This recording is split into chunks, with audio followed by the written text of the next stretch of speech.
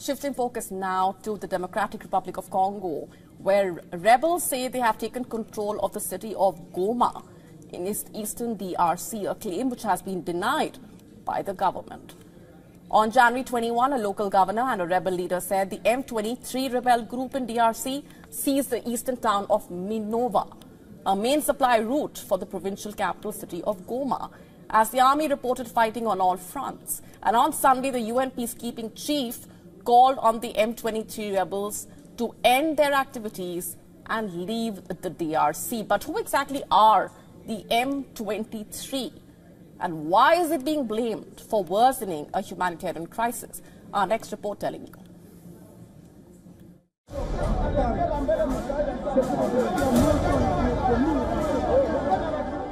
Democratic Republic of Congo is on the boil.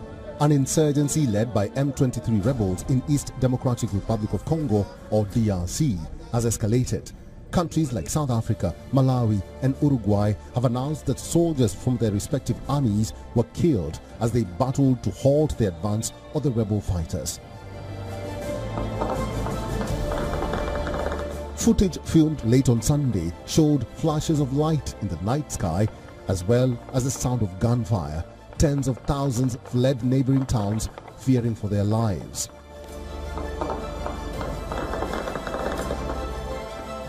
The M23 fighters have entered Goma, a major city of more than 1 million people in the east of DRC.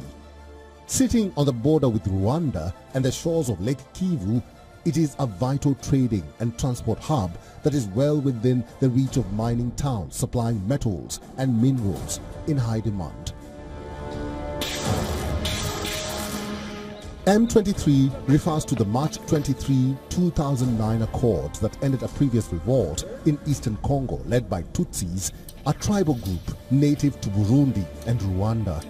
M23 is the latest group of insurgents to take on the Congolese forces, who also accused the Congo government of not living up to the peace deal and fully integrating Congolese Tutsis into the army and administration. M23 are fully committed to defending Tutsi interests, particularly against ethnic Hutu militias such as the Democratic Forces for the Liberation of Rwanda, who fled Rwanda after participating in the 1994 genocide of close to 1 million people. The anger among the rebel forces has been brewing for long, who launched their current rebellion in 2022, and since the start of 2025, the rebels have seized new territory and have now reached Goma. Another message we are sending is directed at the FARDC, referring to Congolese military. They are our brothers, and they suffer greatly due to poor governance. I was once in the FARDC. You saw me as a brigade commander here around 2009-2010. Do you see this house filled with materials we captured from the FARDC? That's where I used to stay. According to the United Nations, for more than a year, M23 has controlled Congo's coltan mining region of Rubaya, generating an estimated $800,000 per month through a production tax, suggesting a fairly strong hold in the region. And now, the offensive launched by M23 in the heart of the mineral-rich region of Goma threatens to worsen one of Africa's longest wars and further displace civilians. The crisis, by the way, has not escaped the international community, where in the latest, countries like France has condemned M23 offensive in East Congo. France expresses its solidarity regarding the Democratic Republic of Congo and its territorial integrity. France strongly condemns the offensive led by the armed group M23, supported by the Rwandan armed forces, which has resulted in the death of 6 peacekeepers and the displacement of tens of thousands of civilians. And M23 reportedly having captured much of the eastern city of Goma. Is aggression the new normal? And is peace going to be a distant hope in the conflict-torn region? The world waits with bated breath. Bureau Report, WION, World is One. To stay up to speed with the latest news, download the WION app and subscribe to our YouTube channel. Meanwhile, can AI outsmart human beings? Can they replace human beings? These are some of the biggest concerns and the key questions that have been doing the rounds thanks to the rapid rise of AI technologies and the way in which AI has made its presence felt in our lives. To make matters worse, here's something that makes those questions even bigger. What if AI could replicate itself? Does that sound like something that will only happen in a sci-fi movie? Well, think again. AI has now crossed a so-called red line. Artificial intelligence now has the ability to self-replicate. This is as per a new study in the preprint database, ARXIV. And what exactly was found? Should humans be worried, and what do the findings mean for us? The implications are quite serious, since with this, AI has surpassed the self-replicating red line, and that in itself should tell you how significant this is. According to the researchers, successful self-replication under no human assistance is the essential step for AI to outsmart humans and is an early signal for rogue AIs, quote unquote.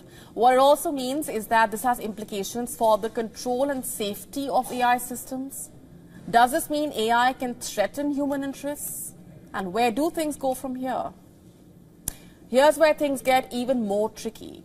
The behavior of the AI system while cloning itself leaves behind a series of questions and triggers serious concern. In some cases, the AI killed conflicting processes and rebooted the system to fix hardware errors. So the way it overcame the hurdles tells us a lot about the way in which AI can actually act. Never say never is a great quality to have. Overcoming obstacles along the way is great, but what if it's a road that basically ends with AI replacing human beings or becoming more powerful than human beings? That's the worrying part. Are we prepared to deal with this, and where does this stop? The consequences and implications are dangerous, to say the least. While the findings are yet to be peer-reviewed, researchers have urged international collaboration to ensure that AI does not engage in uncontrolled self-replication. They hope that the findings can serve as a timely alert for the human society to put more efforts on understanding and also evaluating the potential risks of frontier AI systems. To stay up to speed with the latest news, download the WION app and subscribe to our YouTube channel. Shifting focus now to India's neighborhood, the Bangladesh government is in real trouble now. The United States, under President Donald Trump, has decided to halt all aid to Bangladesh's interim government headed by Mohammad Yunus. You heard that right.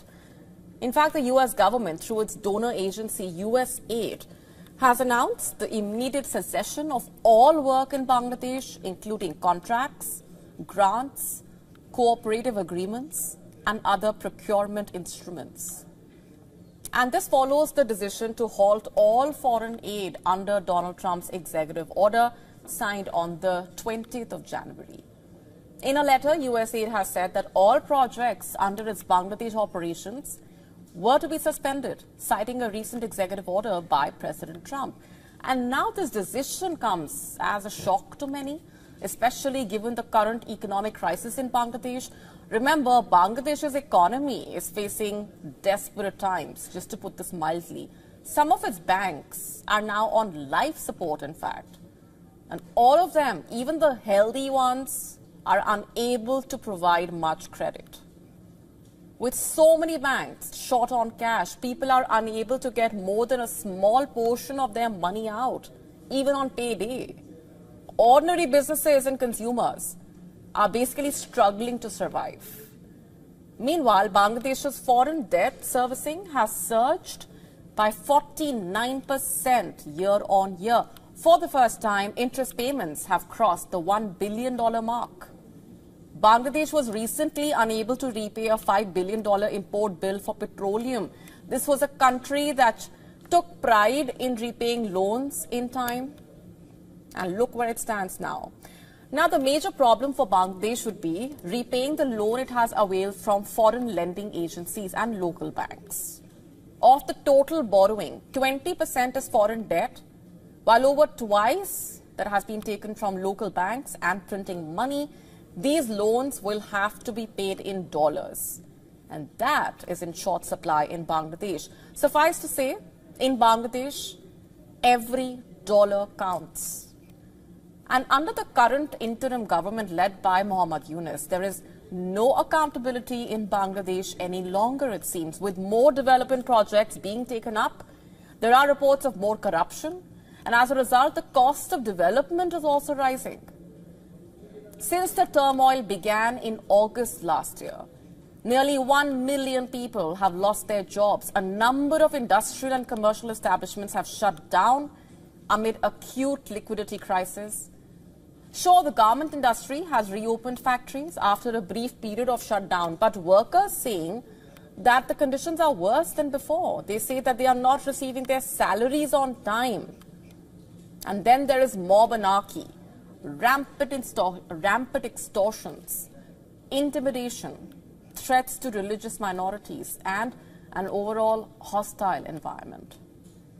After all, the US aid program in Bangladesh is the largest in Asia. Apart from $490 million in 2023 for the development sector, the US government had last year promised to send Bangladesh $202 million more in aid. Therefore, the US decision to cut aid is a powerful signal from the US. And the pause in US aid will be reviewed after 90 days, pending a review of efficiencies and consistency with Trump's foreign policy. But as it stands right now, Bangladesh is well on the way of becoming another Pakistan, it seems. As for the Yunus interim government, its future is not looking good. You see, Yunus and Trump have a history of strained ties. Bangladesh's interim government head, the bitterness reportedly began when Yunus allegedly made a huge donation to the Clinton Foundation.